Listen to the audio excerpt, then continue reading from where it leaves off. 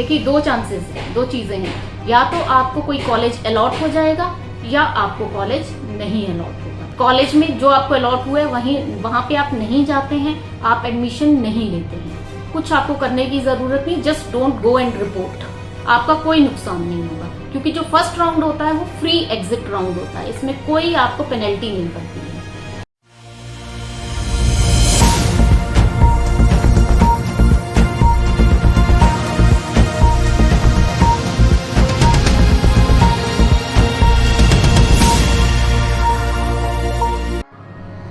जैसे कि बच्चों का नीट का रिजल्ट आ चुका है और अब इंतजार हो रहा है काउंसलिंग का। मेडिकल कॉलेज में एडमिशन के लिए काउंसलिंग एक बहुत ही इम्पोर्टेंट प्रोसीजर है, और काउंसलिंग बहुत इम्पोर्टेंट इसलिए भी है कि जो आपका नीट का स्कोर है और उस स्कोर पे क्या सीट आप डिजर्व करते हैं, वो सीट आपको मिलेगी या नहीं मिलेगी, वो डिपेंड करेगा कि आप काउंसलिंग को किस तरह से कंडक्ट करते हैं। तो आज हम डिस्कस करने वाले हैं काउंसलिंग का पूरा procedure A to Z। To start with, सबसे पहले जैसे ही आपका काउंसलिंग का शेड्यूल आएगा, सबसे पहले आपको करना होगा उनकी वेबसाइट पे रजिस्टर। उससे पहले मैं आपको ये बता दूं कि जो नीट का रिजल्ट आने के बाद जो काउंसलिंग स्टार्ट होती है, काउंसलिंग जो है दो जगह पे होती है।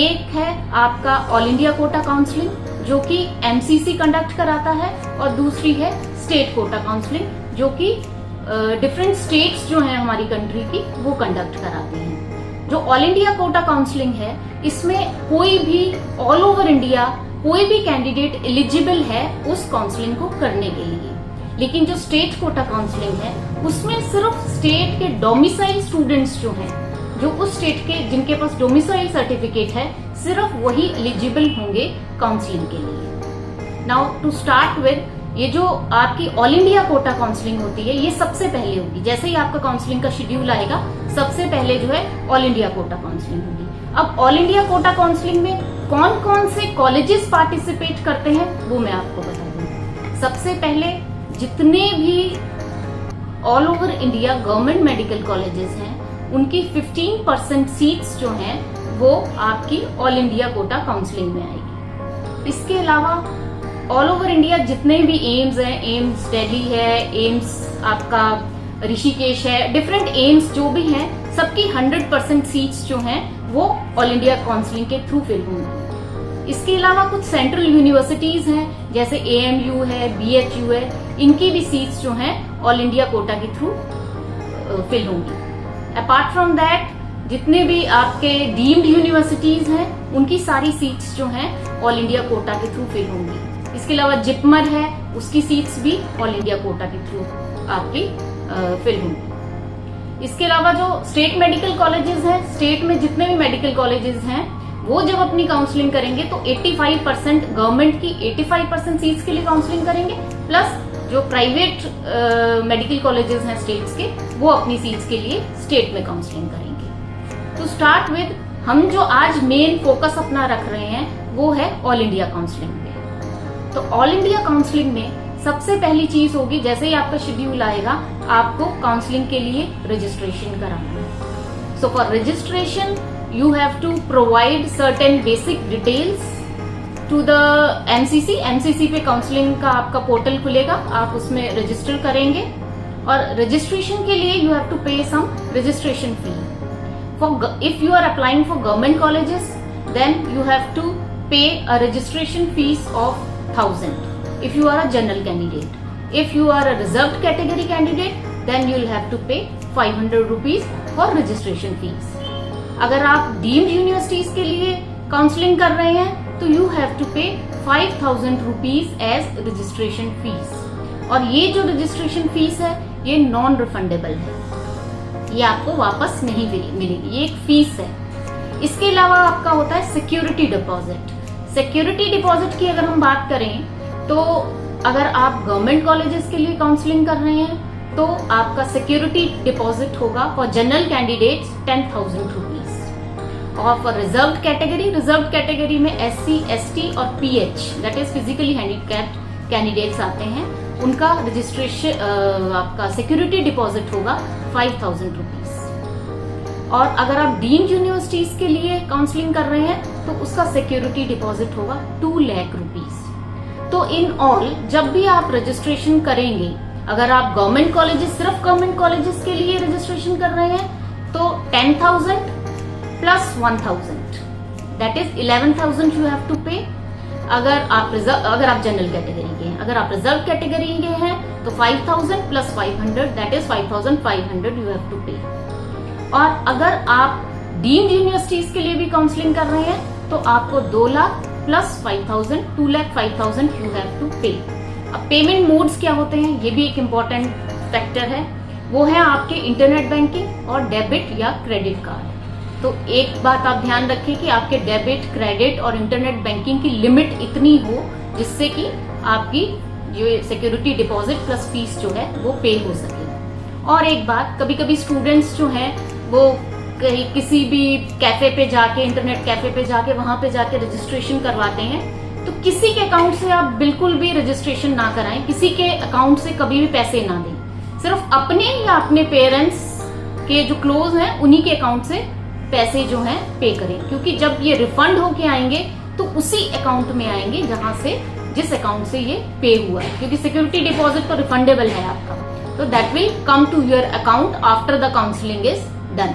ये कहीं भी एडजस्ट नहीं होता है सिक्योरिटी डिपॉजिट, ये वापस आपके अकाउंट में आता है। तो इस चीज का आप ध्यान रखें। अब जो काउंसलिंग शेड्यूल होता है उसमें सबसे पहले जो है ऑल इंडिया कोटा की काउंसलिंग का राउंड 1 होगा, उसके बाद स्टेट कोटा का राउंड 1 होगा, फिर ऑल इंडिया काउंसलिंग का राउंड 2, फिर स्टेट कोटा का राउंड 2, फिर थर्ड होता है आपका मॉपअप राउंड। तो ऑल इंडिया कोटा का round mop up round, then state quota का मॉपअप राउंड, और लास्ट होता है स्ट्रे वैकेंसी राउंड या स्ट्रे मॉपअप राउंड। वो भी उसी तरह से, पहले ऑल इंडिया कोटा का फिर स्टेट कोटा का। तो अब जब आप रजिस्ट्रेशन कर लेंगे उसके बाद जो है आपको फीस डिपॉजिट आपने कर दी, रजिस्ट्रेशन आपने कर लिया, the next point will be choice filling. अब जो है आपको चॉइस फिलिंग करनी है अकॉर्डिंग टू द चॉइसेस। जिस भी कॉलेज में आप एडमिशन लेना चाहते हैं उसके अकॉर्डिंगली आपको चॉइस फिलिंग करनी है। अपने कॉलेजेस जो है एक ऑर्डर में प्लेस करने हैं। तो इसमें आप, अगर आपने कुछ शॉर्ट लिस्ट करे हैं कि मुझे इन्हीं कॉलेजेस में एडमिशन लेना है तो सिर्फ वही कॉलेज डालें। अगर आप चाहें तो सारे कॉलेज डाल सकते हैं, आप चाहें तो 2 कॉलेज डाल सकते हैं, ये this is up to you, there is no limit. तो आप सबसे पहले पूरी तरह रिसर्च कर लें और उस हिसाब से जो है कॉलेजेस को order, in order of preference जो है you have to put the colleges. उसके बाद जब आपने ऑर्डर ऑफ प्रेफरेंस में कॉलेजेस डाल दिए, चॉइसेस आपने फिल कर दी, उसके बाद चॉइस लॉक हो जाती है।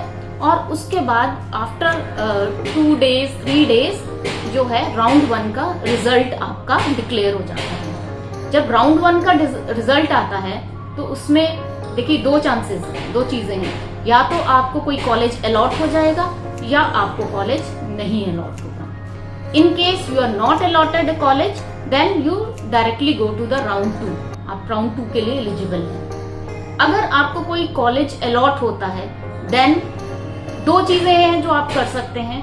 एक तो you go to that college and take admission there, ठीक है। दूसरी चीज है आप कॉलेज में जो आपको अलॉट हुआ है वहां पे आप नहीं जाते हैं, आप एडमिशन नहीं लेते हैं। इन दैट केस कोई आपसे कुछ नहीं कहेगा, कुछ आपको करने की जरूरत नहीं, just don't go and report, ठीक है। आपका कोई नुकसान नहीं होगा क्योंकि जो फर्स्ट राउंड होता है वो फ्री एग्जिट राउंड होता है, इसमें कोई आपको पेनल्टी नहीं पड़ती है। लेकिन जब आप सेकेंड काउंसलिंग में जाएंगे तब आपको पेनल्टी पड़ेगी अगर आप रिपोर्ट नहीं करेंगे।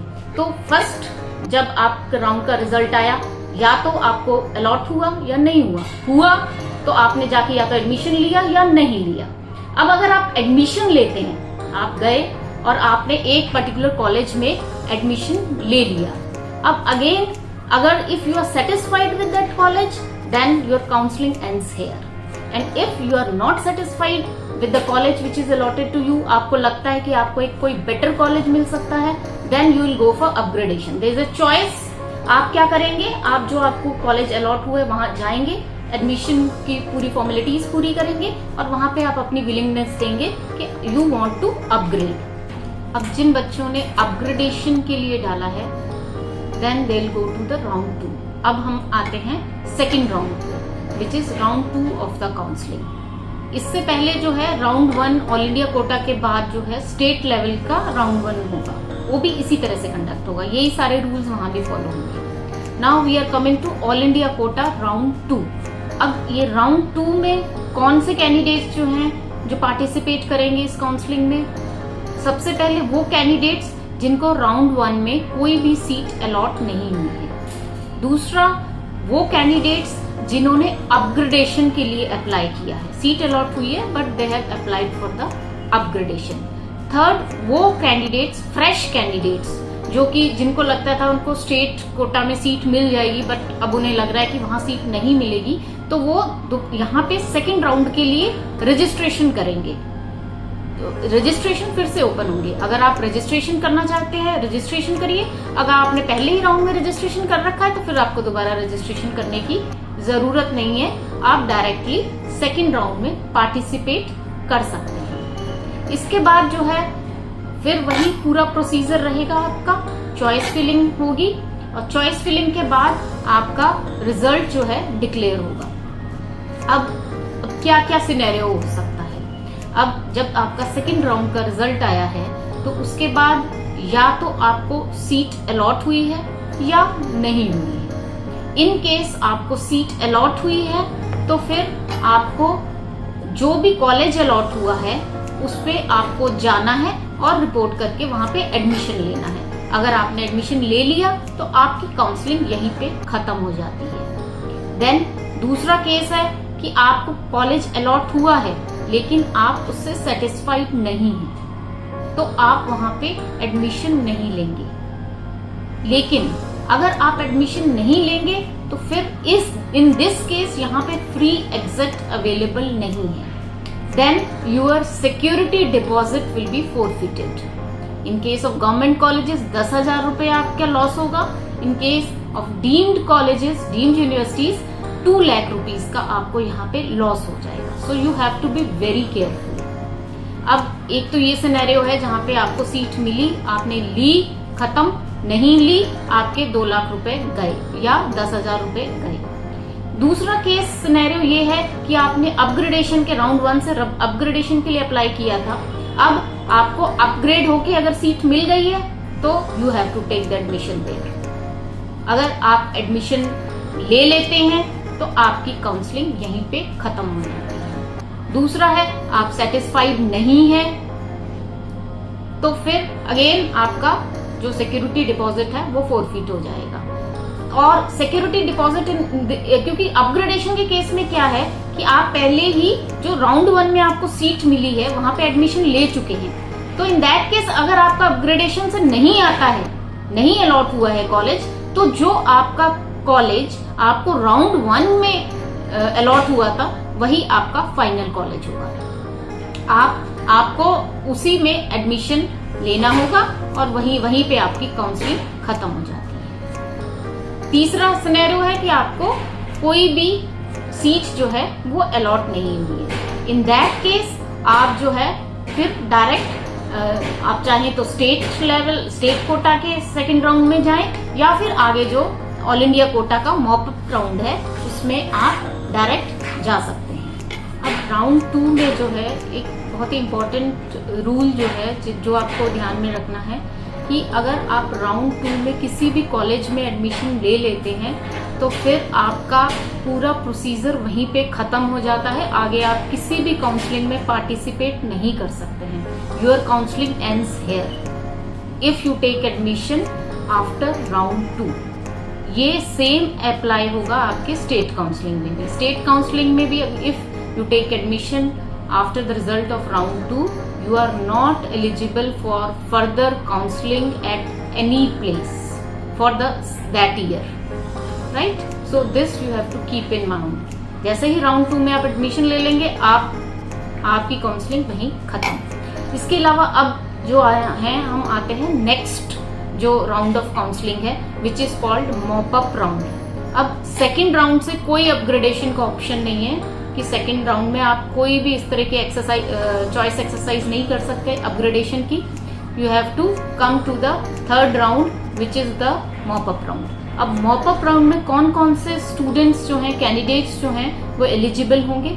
सबसे पहले जो फ्रेशली रजिस्टर्ड, जिन्होंने फ्रेश रजिस्ट्रेशन करवाया है, जिन्होंने पहले ना राउंड 1 में काउंसलिंग अटेंड की ना राउंड 2 में करी, सीधा वो मॉपअप राउंड में आए। क्योंकि कुछ बच्चे होते हैं जो स्टेट में पहले देखते हैं, उसके बाद फिर ऑल इंडिया कोटा का मॉपअप में आ जाते हैं। तो यहाँ पे जो है नंबर 1 एलिजिबल कैंडिडेट्स होंगे जो फ्रेशली रजिस्टर करेंगे।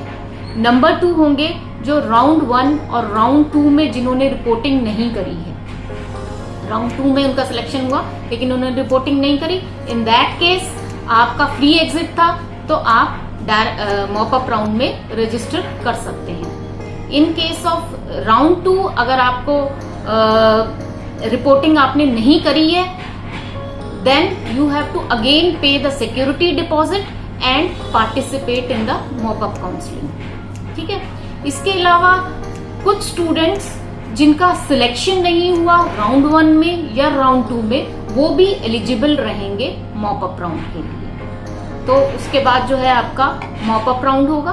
मॉपअप राउंड के बाद again the last round of counselling will be the stray mop up round. ये जो स्ट्रे मॉपअप राउंड होगा, ये सिर्फ गवर्नमेंट कॉलेजेस के लिए होगा, सिर्फ गवर्नमेंट मेडिकल कॉलेजेस के लिए होगा।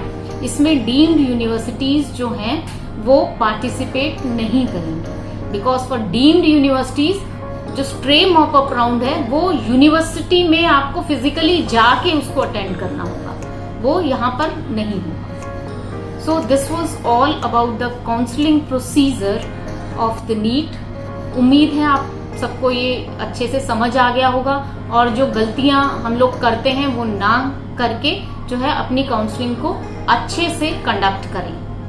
Thank you, all the best. ऐसी ही इन्फॉर्मेटिव वीडियोस के लिए देखते रहिए न्यूज़ टुडे नेटवर्क, और हमारे चैनल को लाइक, शेयर, सब्सक्राइब करना ना भूलें।